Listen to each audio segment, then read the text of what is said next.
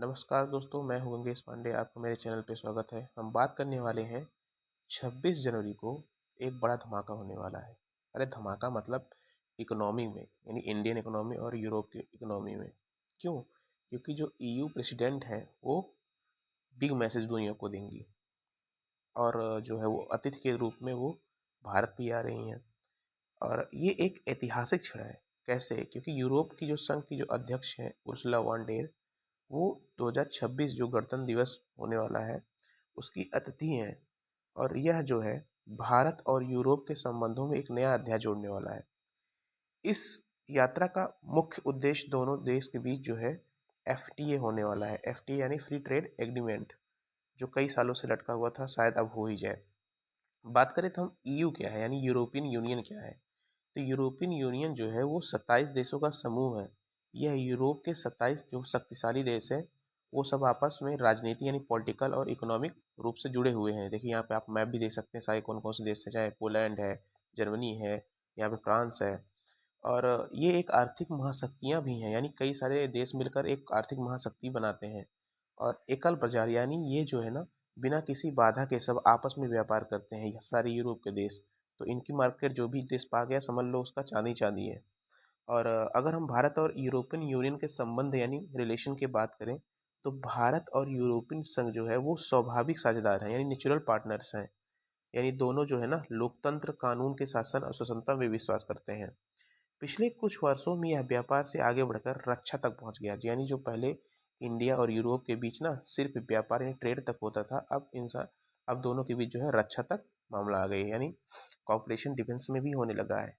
अगर हम बात करें एफटीए क्या होता है, तो एफटीए ना जो है टैक्सेस में छूट की बात होती है। यानी दो देश हैं, जब दोनों देश के बीच व्यापार होता है तो दोनों देश एक दूसरे के ऊपर टैक्स कट कर देते हैं। सारे सामानों के बीच में लगभग लगभग ज़्यादा ज़्यादा जो है गुड्स के ऊपर टैक्स कट हो जाता है, तो वही एफटीए कहलाता है।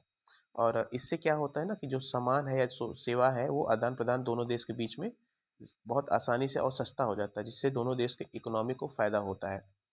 अगर हम नेक्स्ट बात करें कि इसको दुनिया का सबसे बड़ा व्यापार समझौता क्यों कहा जा रहा है, क्योंकि भैया देखिए, दोनों अगर यूरोपियन यूनियन को मिला लो और इंडिया कंट्री को मिला लो, लगभग 2 बिलियन पीपल हैं। यानी ये बहुत लगभग दुनिया के एक चौथाई या एक या लगभग आधा आबादी आप कर सकते हैं। यहाँ तक मिलकर जो है दोनों अपना देश व्यापार कर सकते हैं। तो यानी एक बड़ी आबादी इससे जुड़ी हुई है, जिससे क्या होगा कि खरीद ज़्यादा होगी और सामानों की बिक्री ज़्यादा होगी। अगर नेक्स्ट बात करें कि इससे इंडिया को क्या बेनिफिट होने वाला है, तो जाहिर सी बात है, हमारा कपड़ा इंडस्ट्री हो गया, चमड़ा हो गया, रत्न आभूषण, यूरोप का सबसे बड़ा बाजार हमको मिल जाएगा। हम वहाँ पर जाके जो है बिना टैक्सेस के बेच सकेंगे। और दूसरी चीज़, अगर विदेशी एफडीआई भी ज़्यादा आएगा, क्योंकि जब हमारे यहाँ टैक्सेस कट रहेंगे तो जाहिर सी बात है यूरोप की जो कंपनी है वो भारत में फैक्ट्री लगाएगी, जिससे इंडिया में जो है रोजगार बढ़ेगा और टेक्नोलॉजी भी आएगी। अगर नेक्स्ट बात करें तो इससे जो है ना चीन को एक कड़ा मैसेज आता है। क्यों? क्योंकि कोरोना के बाद से चीन पर जो है यूरोप अपनी निर्भरता कम करना चाहता है। यूरोप को ना एक भरोसेमंद साथी की तलाश है।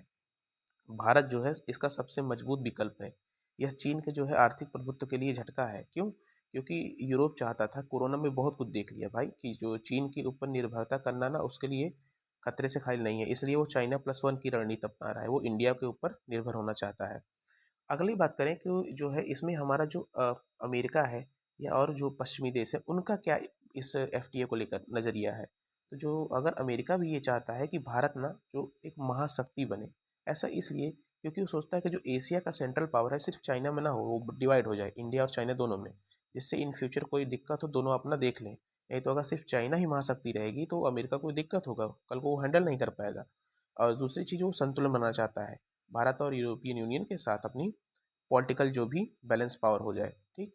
अगला अगर हम बात करें कि इस एफटीए में सिर्फ व्यापार तक की बात नहीं है, डिफेंस के जो है सेक्टर की बात भी कही गई है। यानी इसमें रक्षा क्षेत्र में जोड़ दिया गया है।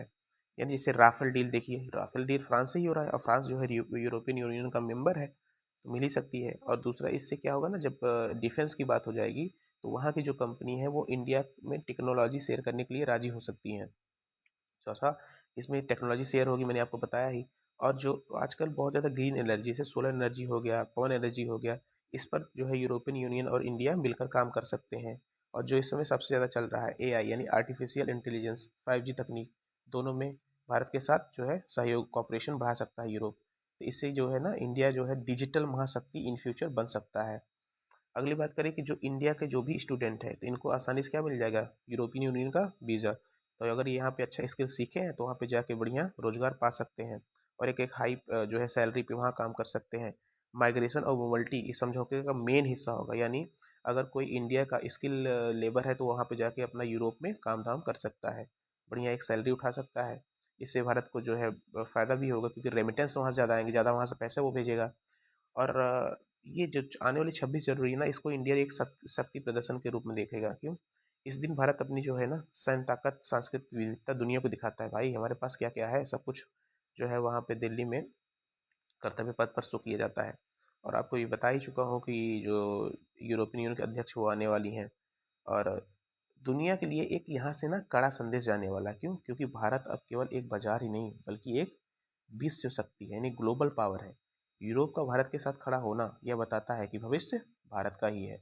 हाँ भाई, क्योंकि इस समय अमेरिका का जो प्रेसिडेंट है वो पूरी दुनिया में ना स्टेबिलिटी नाम के सारे जो है ख़त्म कर चुका है। वो हर देश को धमकाता है सिर्फ टैरिफ के नाम पे। तो ऐसे में ज़रूरी है यूरोप को एक सच्चा और अस्थायी पार्टनर मिले जो भारत कर दे सकता है। आपको लास्ट में एक क्वेश्चन का जवाब देना है कमेंट में कि यूरोपियन संघ का मुख्यालय कहाँ है। जाहिर सी बात है, अगर ये टॉपिक न्यूज़ में है तो कल को ये क्वेश्चन आ सकता है। तो पहला ऑप्शन है पेरिस, सेकंड ऑप्शन है लंदन, तीसरा है ब्रुसेल्स, चौथा है बर्लिन। इसका आप लोग आंसर जो है कमेंट बॉक्स में दे सकते हैं। और ऐसी ही वीडियो के लिए हमारे यूट्यूब चैनल को सब्सक्राइब कर लीजिए। और मिलते हैं नेक्स्ट वीडियो में, तब तक के लिए जय हिंद।